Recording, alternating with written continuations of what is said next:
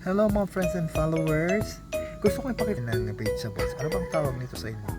Yan. Doon sa pinagbilhan ko, sabi ang tawag dito is pait-paitan. Yan. Masarap daw itong ihalo sa salad. Pero sabi rin niya na pwedeng basta igisa lang.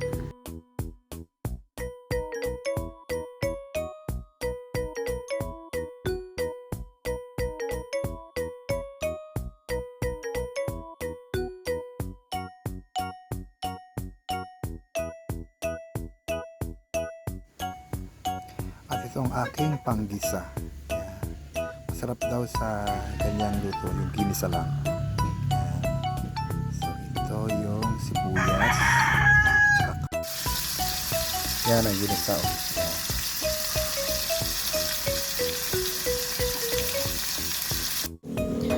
Hello! At ito na nga ang kinalabasan. Yan. Ito ang paitan. Paitan. Yan. Ito yung spinach. Yan.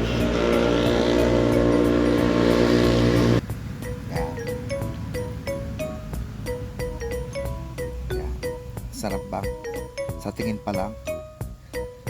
I think this is delicious.